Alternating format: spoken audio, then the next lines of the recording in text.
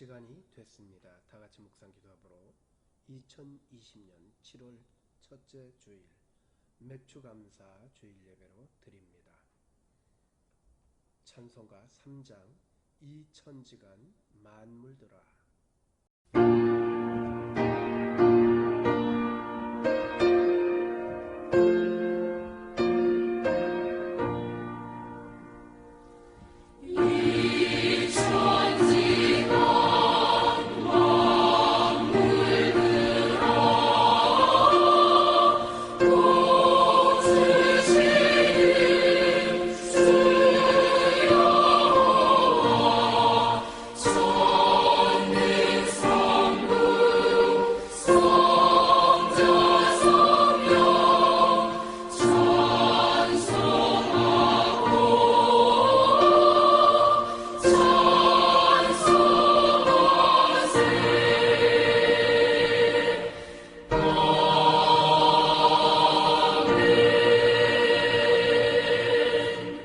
성시는 64번입니다.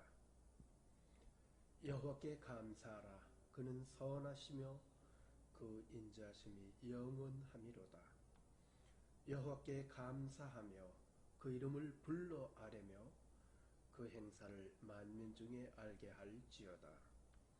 저희가 광야 사막길에서 방황하며 거할 성을 찾지 못하고 줄이고 목마름으로 그 영혼이 속에서 피곤하였도다. 이에 저희가 그 근심 중에 여호와께 부르짖으며 그 고통에서 건지시고 또 바른 길로 인도하사 거할 성에 이르게 하셨도다. 저가 사모하는 영혼을 만족해 하시며 줄인 영혼에게 좋은 것으로 채워 주심이로다.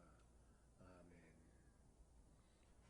사도신경으로 우리의 신앙을 고백합니다. 전능하사 천지를 만드신 하나님 아버지를 믿사오며 그 외아들 우리 주 예수 그리스도를 믿사오니 이는 성령으로 잉태하사 성경여 발견하시고 본디오 빌라에게 고난을 받으사 십자가에 못 박혀 죽으시고 장사지 사흘 만에 죽은 자 가운데서 다시 살아나시며 하늘에 오르사 전능하신 하나님 우편에 앉아 계시다가 저리에서 사한 자와 죽은 자를 심판하러 오십니다. 성령을 믿사오며 거룩한 공회와 상도와 사역에 더하는 것과 죄를 사하여 주시는 것과 몸이 다시 사는 것과 영원히 사는 것을 믿사옵나이다. 아멘. 찬송가 79장 피난처 있으니 환난을 당한 자.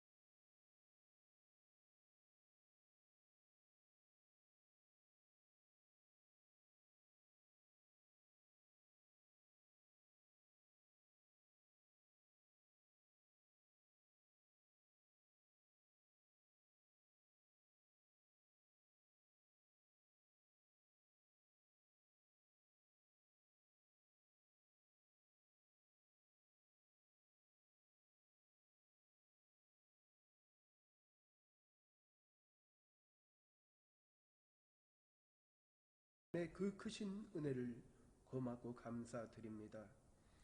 코로나 바이러스가 참으로 창궐한 가운데 아버지 하나님, 여름을 맞이하며 더 많은 아버지의 사람들의 움직임을 통하여 아버지 확산되고 있는 것을 봅니다. 주님, 우리 온 성도들을 지켜 보호하여 주옵시고 주님 인도하여 주셔서 이 모든 역병 가운데서도 능히 건강을 회복하고 또 지키고 주님 앞에 더 아름다이 서서 나갈 수 있도록 주여 주장하여 주시옵기만을 간절히 원하며 기도합니다. 아버지 하나님, 속히 손을 들어 역사하사 이 모든 역병을 지구에서 종식시켜 주시옵소서. 또한 아버지, 속히 백신이 나올 수 있도록 역사하여 주셔서 확진자들이 아버지 하나님의 속히 치료받고 새 삶을 찾을 수 있도록 인도하여 주옵시되, 이제 다시금 낮아진 마음으로 하나님 아버지께로 돌아올 수 있도록 주님 역사하여 주시옵기만을 간절히 원하며 기도합니다. 오늘 세우신 김문훈 목사님의 말씀을 통해서 큰 은혜를 얻으며 더욱더 가까이 주님께 나아가는 은혜를 허락하여 주시옵소서. 담임이신 김전 목사님 영육간에 더더욱 강건케 붙잡아 주시옵시고 주의 이 역사들을 온전히 이루어가기에 부족함이 없는 우리 사자 목사님 되어질 수 있도록 주님 인도하여 주시옵소서. 우리 구주 예수 그리스도의 이름으로 간절히 기도합니다. 아멘.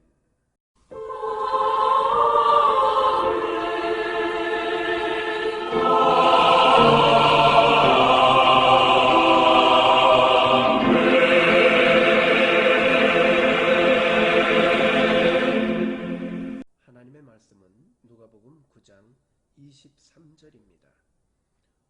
또 무리에게 이르시되 아무든지 나를 따라오려거든 자기를 부인하고 날마다 제 십자가를 지고 나를 따를 것이니라. 아멘. 하나님의 말씀입니다. 이 말씀을 읽은 여러분과 여러분 가정에 크신 하나님의 은총이 함께하기를 축원드립니다. 정비공 없는 인생의 십자가라는 제목으로 김문훈 목사님의 말씀을 통해서 은혜를 얻으시겠습니다. 정비공이 없는 인생의 십자가다. 좀 이상한 제목을 가지고 오늘 말씀을 살펴보겠습니다. 흔히 인생에 정비공은 없다, 정답은 없다, 비법은 없다, 공짜는 없다, 그렇게 얘기를 합니다. 우리가 코로나 사태를 지나면서 참 이 모든 게 한 번에 다 증명이 됩니다. 인생에는 정답도 없고 비교 불가능하고 대체 불가능하고 예측 불가능하고 철저히 각자 도생인 거예요. 아무도 내일 일을 예측할 수가 없습니다. 케이스 바이 케이스입니다. 다른 사람이 복받았다고 내가 복받는 거 아니에요. 다른 사람이 저주받았다고 내가 저주받는 거예요. 나의 하나님께서 나의 가는 길 아시고 나의 거시길 아시고 맞춤형 주님, 내가 주님을 만나서 내 신앙길을 내가 걸어가야 되는 거예요. 이게 공식이 정답이 없는 거예요. 백신이 없고 예방약이 치료약이 없는 코로나 때는 여러분 각자 자기 건강을 챙겨 나가야 되듯이 신앙생활에도 인생에 정비공은 없다, 정답은 없다, 케이스 바이 케이스 철저히 개인적으로 자기 신앙을 챙겨 나가야 됩니다. 비법은 없다, 비결은 없다, 비밀은 없다, 비주얼로 안 된다. 신앙생활에 지름길이 없어요. 속성코스가 없어요. 쪽박은 있지만 대박은 없는 거예요. 그런 신앙생활, 공짜는 없다. 여러분, 물건이 싸고 좋은 물건은 없습니다. 싼 게 비지떡입니다. 땀 흘림이 없이는 성공이 없고 눈물의 기도가 없이는 응답이 없고 십자가가 없는 영광은 없다. 그래서 오늘 제목을 정비공이 없는 인생에서 우리가 어떻게 십자가를 지고 갈까? 저는 오늘 아브라함과 그의 자손들, 다윗과 그의 후손들, 예수님과 제자들, 바울과 동역자들을 살펴보면서 믿음의 선배들이 철저히 1대1로 아브라함의 하나님, 이삭의 하나님, 야곱의 하나님. 그 각자가 하나님을 어떻게 만나고 그 하나님을 따라 주의 길을, 십자가의 길을 걸어갔는가, 그것을 살펴보려고 합니다. 우리가 믿음의 조상이라고 하는 아브라함과 그 4대 족장들을 보면 한마디로 꽃길을 걸어간 사람은 없더라고요. 한마디로 네 사람이 다 십자가의 길을, 좁은 길을 걸어갔지 넓은 길을, 평탄한 길을 걸어간 적이 없더라고요. 아브라함이 누굽니까? 조상덕을 본 적이 없어요. 금수저가 아닙니다. 윗물은 더러워도. 아브라함은 부모님이 신통찮았지만 부모님을 원망하지도 않고, 네가 깊은 산속 옹달샘이 되어서 네가 복의 원천이 되거라. 갈 바를 알지 못해도 믿음 하나 가지고 기득권, 정든 거, 익숙한 거, 편안한 거 다 내려놓고 훌훌 떠나버린 거예요. 평생을 나그네 세월을 정처 없이 살아간 사람이 아브라함이잖아요. 조카하고 갈등이 생겼을 때도 조카가 네가 좋은 거 다 선택해라. 자네가 우하면 나는 좌하고, 자네가 왼쪽을 차지하면 나는 오른쪽 할 것이고, 좋은 거 이런 걸 골라 잡는 게 아니고 네가 다 하고 양보하고 자기는 희생하고, 나는 뭐 오른쪽이든 왼쪽이든 하나님이 함께 하시면 뭐 장땡이다. 이게 아브라함 스타일입니다. 100세에 겨우 얻은 아들인데도 하나님께서 바치라고 할 때 아따 하나님 병 주고 약 주고 하시네, 이런 게 없어요. 때깍 순종해서 새벽같이 일어나서 그냥 모리아산으로 가서 하나밖에 없는 아들을 숨통을 끊어서 하나님께 홀라당 바치려고 할 때 하나님께서 이제야 네가 나를 경외하는 줄을 알겠다. 여러분, 평생을 그렇게 하나님 앞에 순종하고 믿음 하나로 갈 바를 알지 못하는 정답이 없는 인생을 정처 없이 살아간 사람이 아브라함이지만 너의 후손을 하늘의 별과 같이 바다의 모래같이 주겠다. 지금 아브라함의 자손이 37억이 됐습니다. 이삭은 누굽니까? 한마디로 번제단을 통과한 사람이에요. 이런 번제단이 뭡니까?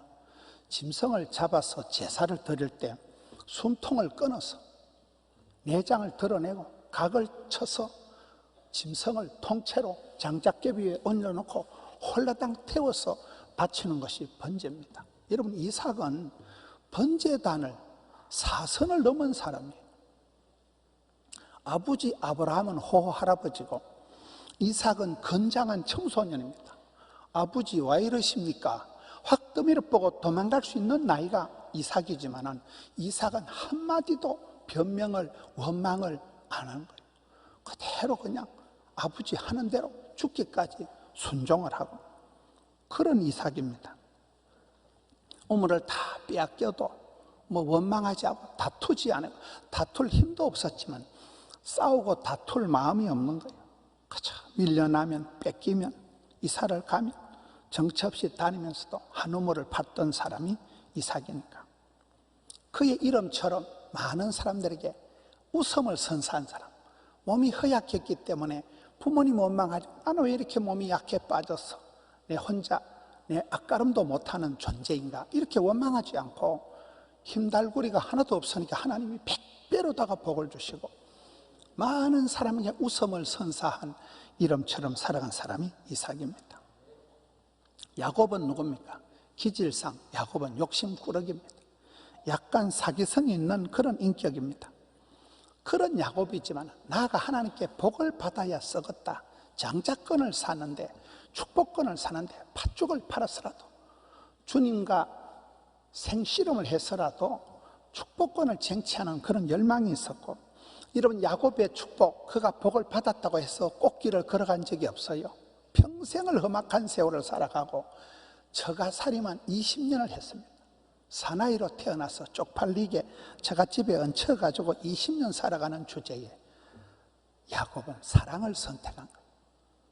나는 막 7년이 수일같이 20년을 며칠 지나듯이 사랑하는 여인 라헬을 선택한 이 순정파가 야곱입니다.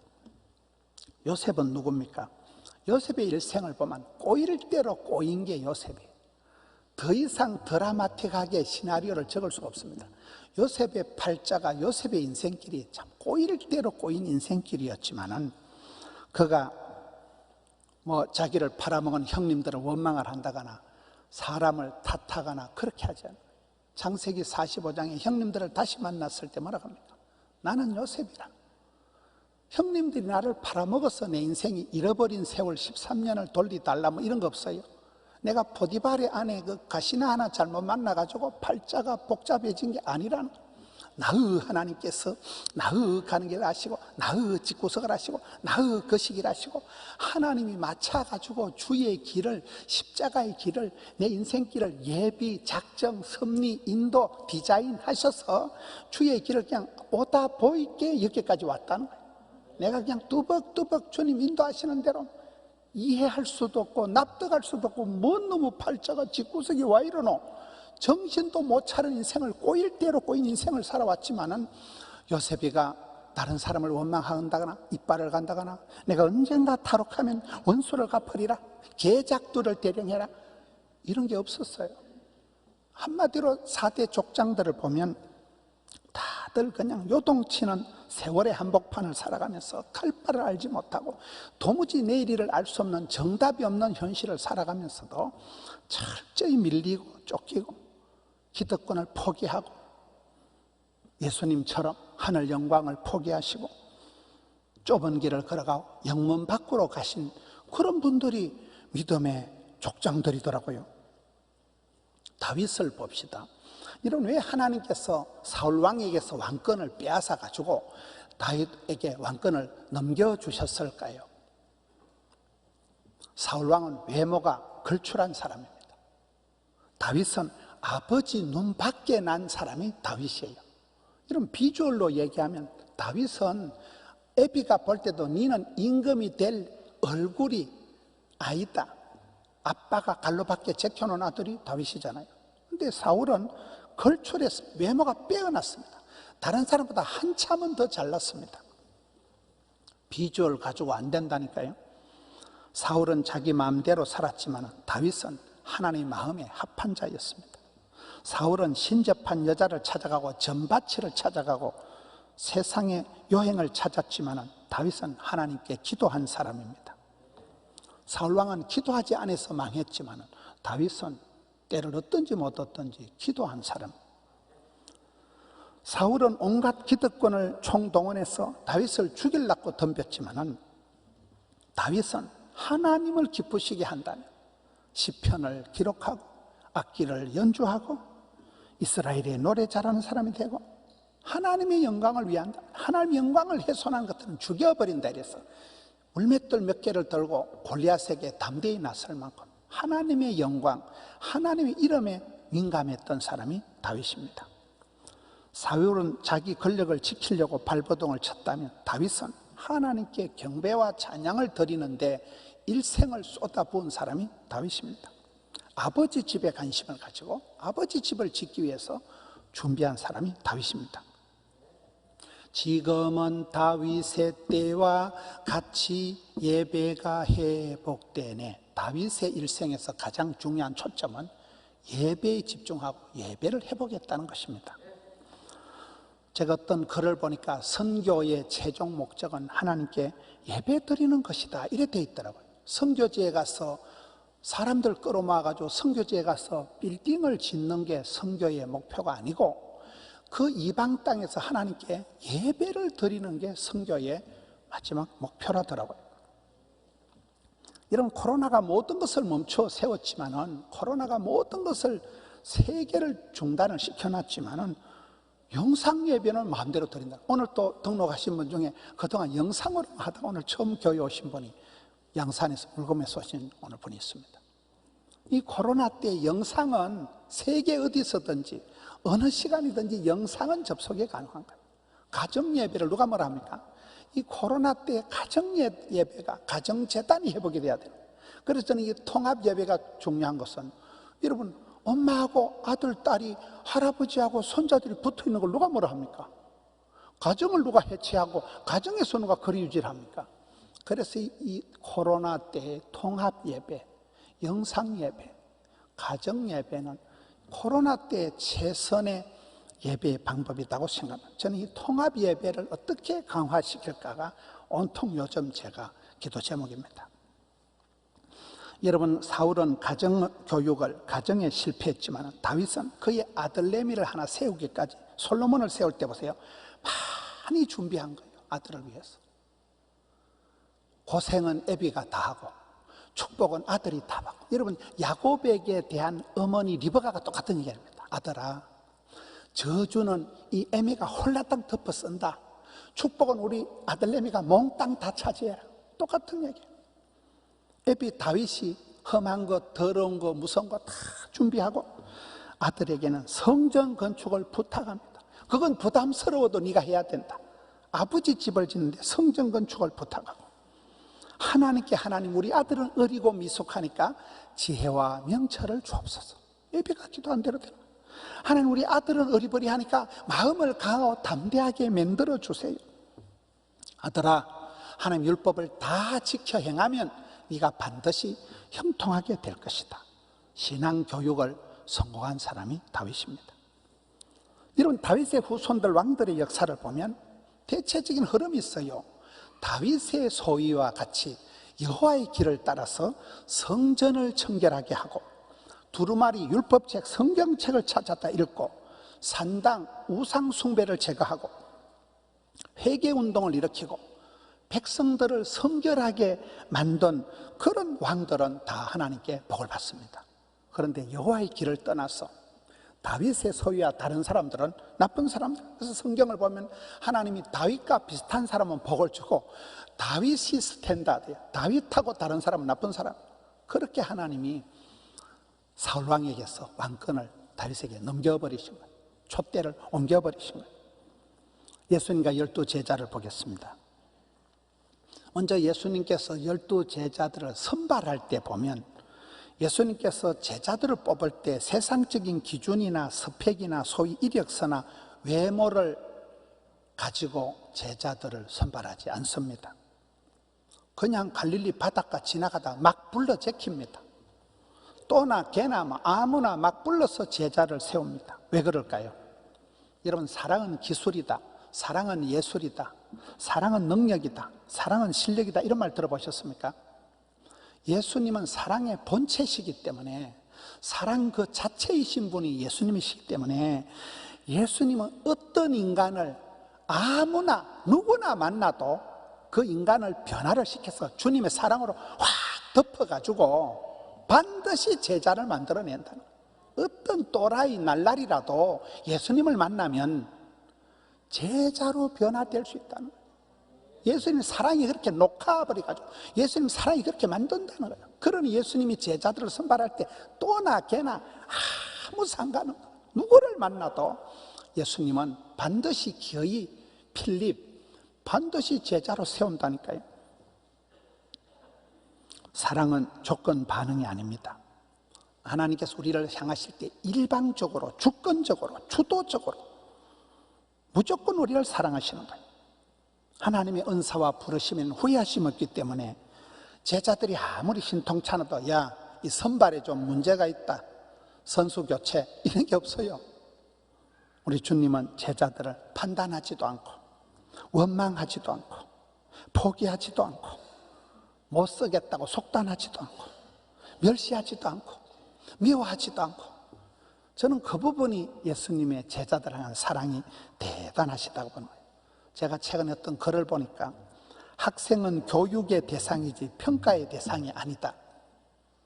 최근에 온라인 수업이 계속되고 애들이 학기말 시험을 칠 때 부정행위를 많이 하니까 이것을 가지고 갑론을박 논란이 생깁니다. 그 어떤 한 분이, 교육자가 학생은 평생을 우리가 교육의 대상이지, 가르쳐야 될 대상이지, 저놈 못 쓰겠다, 저 안 되겠다, 평가의 대상이 아니라는 거예요. 학생의 잘못은 교사의 실패에서 출발한다. 제가 무릎을 쳤습니다. 여러분, 자녀들이 문제가 있는 건 백발백중 엄마 아빠에게서부터 출발하는 거예요. 그렇잖아요.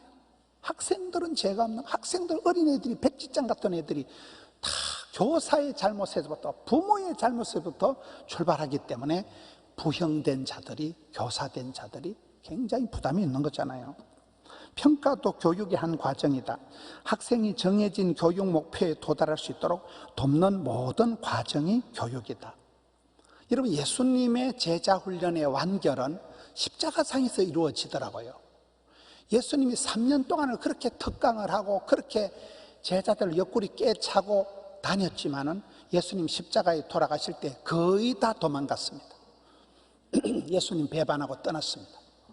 그런데 예수님의 제자 훈련은 당신이 잔소리하고 훈계하고 제자들을 닥달하는 게 아니고 그냥 당신의 몸을 십자가상에서 던져서 그가 찔림으로, 그가 맞음으로, 그가 죽음으로 피 흘려서 땀 한 방울, 피방울 다 쏟아서 제자들을 사랑해 주셨기 때문에 예수님이 십자가에 돌아가시고 난 이후에 제자들이 서서히 변화되는 것을 보게 됩니다.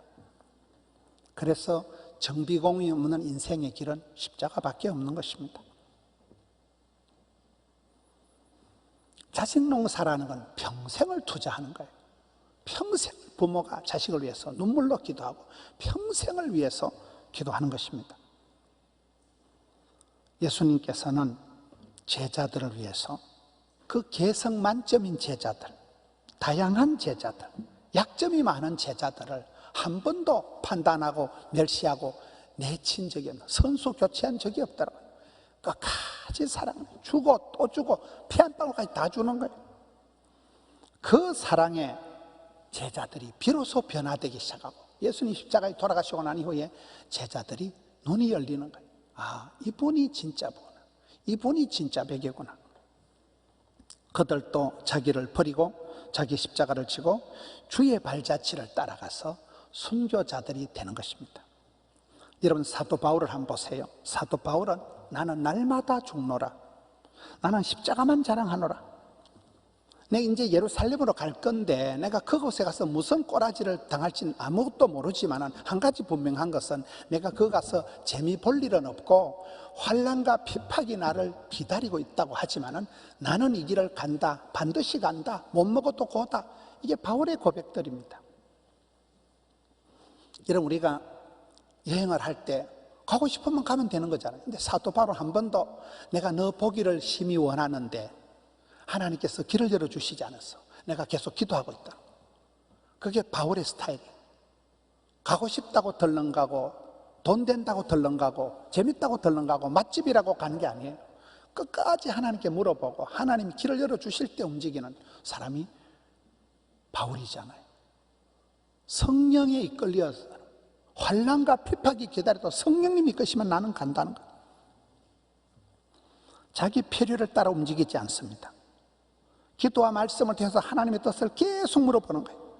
우리의 일생이 여러분 날마다 때마다 일마다 나는 죽고 예수는 살고 그 과정을 계속, 정답이 없는 인생이라고 정답을 찾아서 이 사람 저 사람 기웃거릴 필요가 없어요.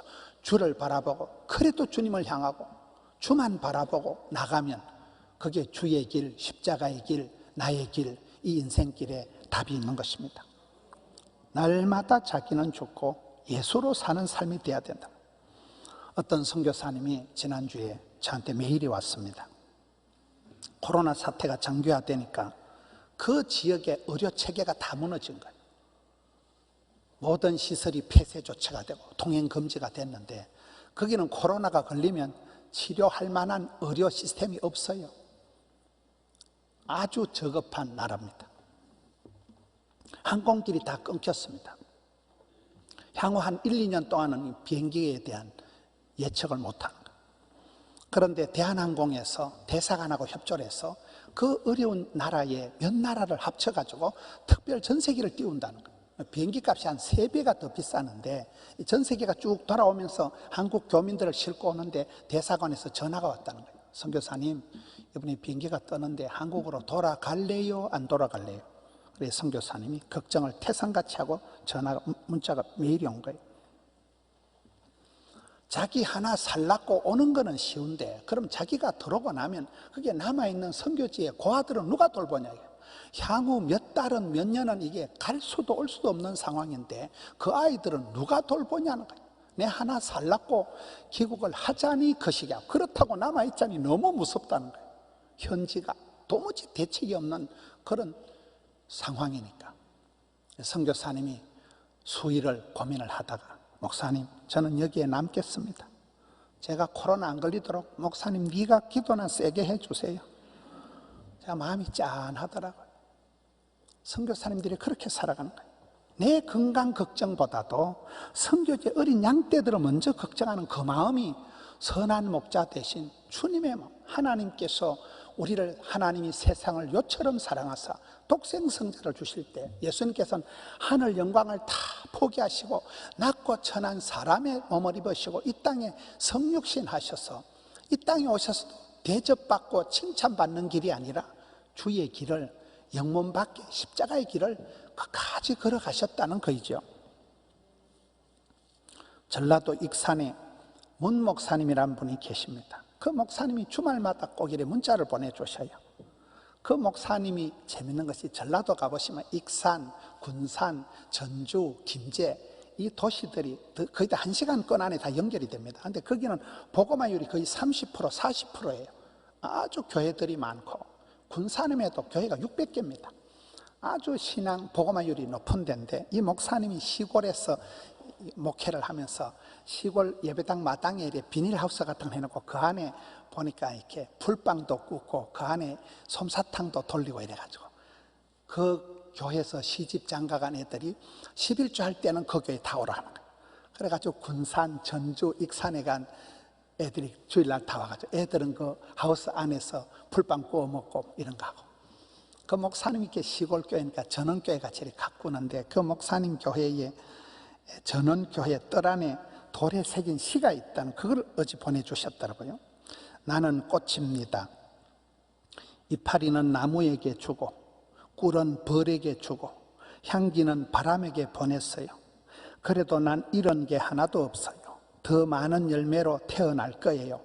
가을이 오면. 그게 그 시예요. 갑자기 시를 읽으니까 잘 히어링이 안 되지요. 여러분 꽃은 떨어지지만은 그 이파리가 떨어져서 그 나무에 거름이 되고 퇴비가 되는 거예요. 썩어서 자양분이 되는 거예요. 꽃이 지는 것은 희생인 것 같지만은 가을철이 되면 풍성한 열매를 맺는다는 거예요. 여러분 믿음의 사람들은 대체적으로 하나의 미랄 같은 삶을 살아가는 거예요. 미랄은 떨어져서 썩어버리지만은 많은 열매를 맺는 거죠. 그 할머니 한 분의 헌신, 할아버지 한 분의 희생, 선교사님 한 분이 와서 이 땅에서 순교의 제물이 되고 여러분 대구에 가보면 대구의 은혜동산에 그 조그마한 십자가가 14개가 있습니다. 대구 땅에 와서 100여 년 전에 선교하다가 어떤 애는 태어날 그날 죽고 어떤 애는 14일 만에 죽고 어떤 분은 신랑 신부로 신혼여행 왔다가 그 경상도 지역에 전도하다가 코로나는 아니지만 그때 그 콜레라가 걸려가지고 죽었습니다.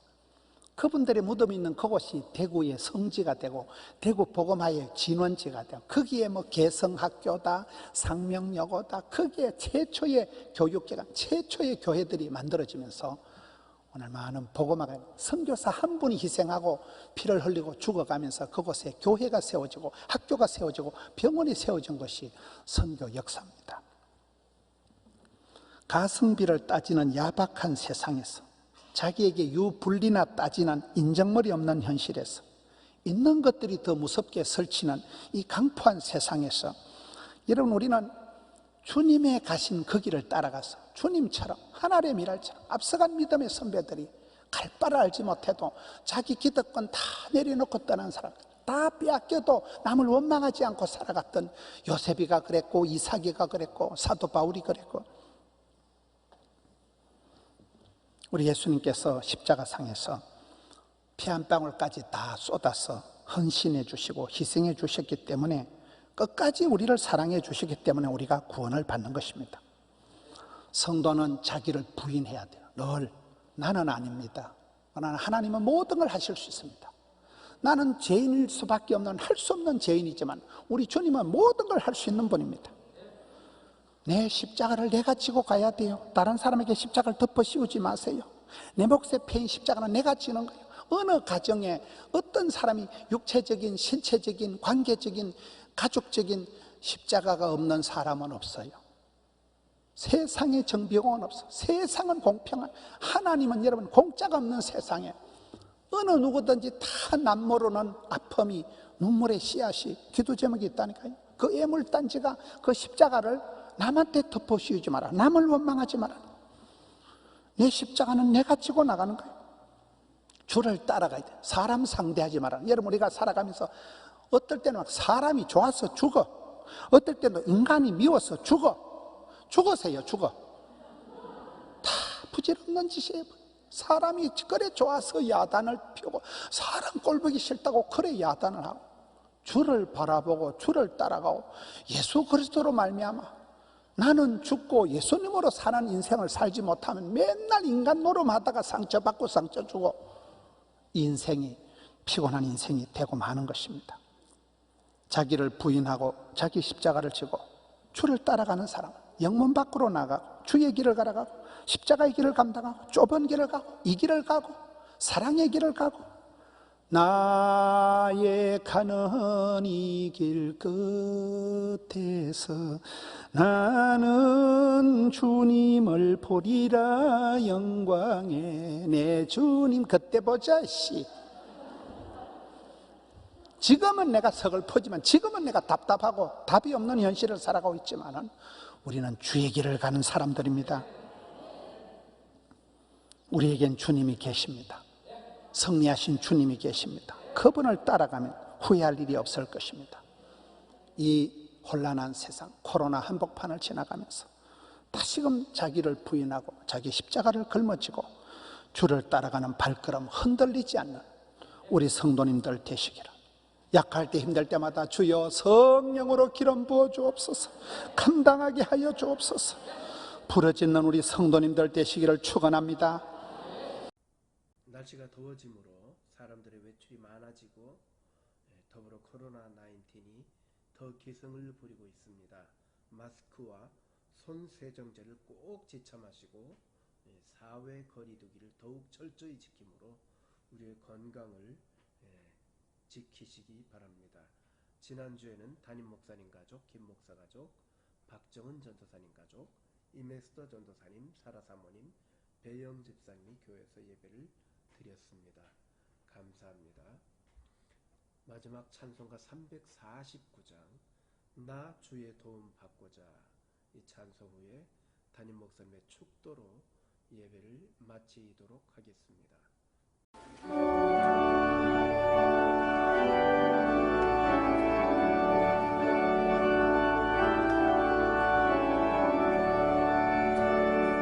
나 주의 도움 받고자 주 예수님께 빕니다.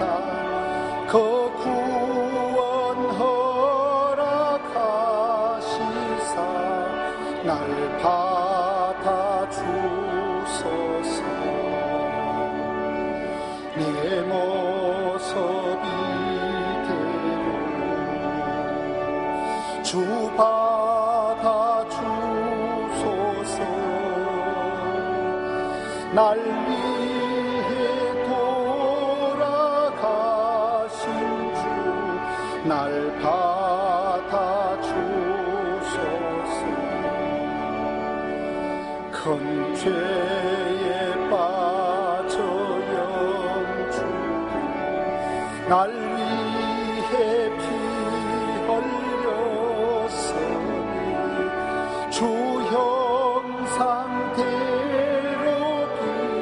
빚어사 날 받아 주소서. 내 모습이 주 받아 주소서. 날 위해 돌아가신 주 날 받아 주소서. 내 힘과 결심 약하니 널 깨어 지키시오. 주 이름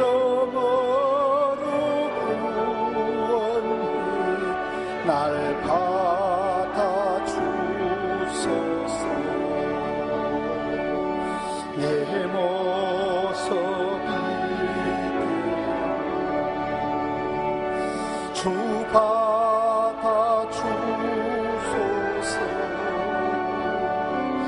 날 위해 돌아가신 주 날 받아주소서. 내 주님 서신 발 앞에 나 꿇어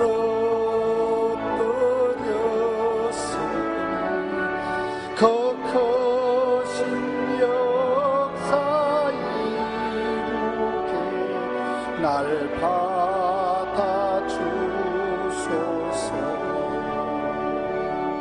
내 모습이 주 받아주소서.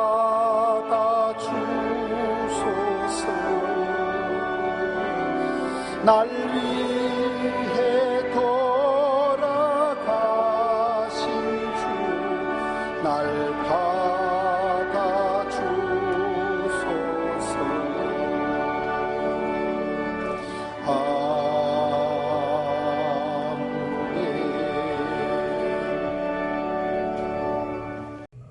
기도하시겠습니다.